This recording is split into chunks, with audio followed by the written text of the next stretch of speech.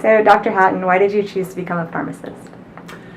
Well, I really stumbled into becoming a pharmacist. I was in high school, and I was good at math and science. And back when I went to pharmacy school, there was actually an oversupply of pharmacists. So the colleges of pharmacy actually were recruiting pharmacy students. And so a recruiter from a private college of pharmacy came to my high school, called me down to the dean's office, which I thought was not a good thing.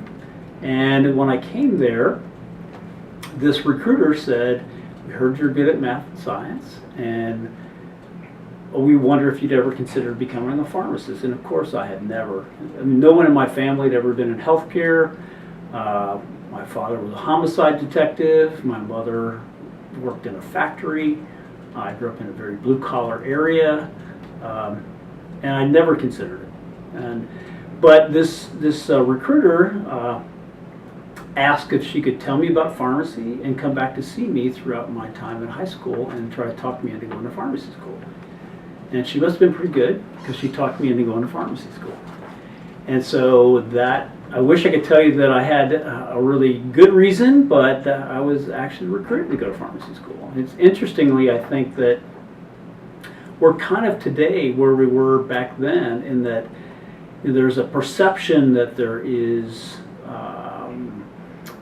are a lot of pharmacists and pharmacy students, and there's not a huge need for pharmacists. I don't know if that perception is correct, but that's about what it was in the 1970s when I went to pharmacy school. And so pharmacy schools, like back then, are actually recruiting pharmacy students. So it was a very similar experience. Okay, great. And what led you to choose a career in hospital academia? So I mainly was working in a hospital setting. I did some community part-time work along with working in a hospital. And then when I went back to school and got my doctor of pharmacy degree and did my fellowship and tried a stint in industry doing research and development, after trying all those different things, I really knew that I liked taking care of patients the most. And so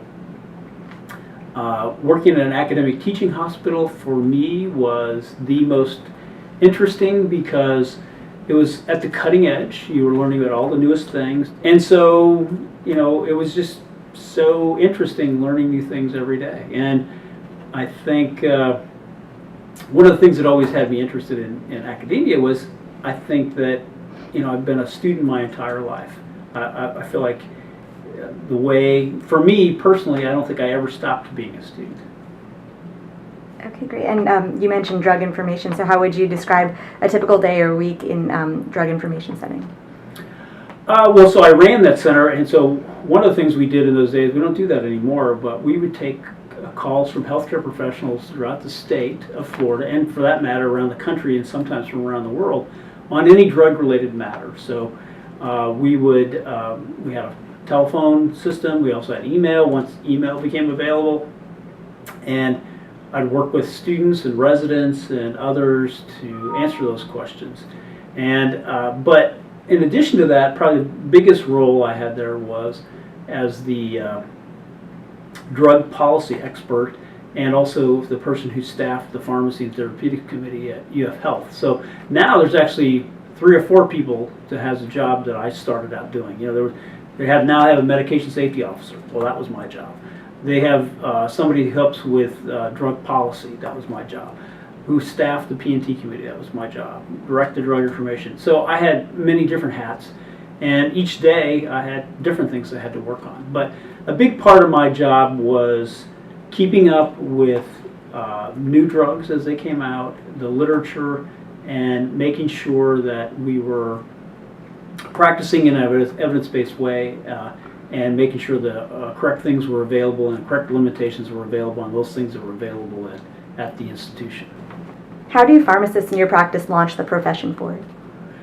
So I think pharmacists in any practice can help move the profession of pharmacy forward. One of the things that I've always been really focused on and have tried my best to try to help is to be involved in local, state, and national pharmacy organizations. And So through those organizations to help move the practice of pharmacy forward, and not just be a member. I mean, the first step is to be a member, because if we don't have everybody as a member, we can't say that we represent the profession.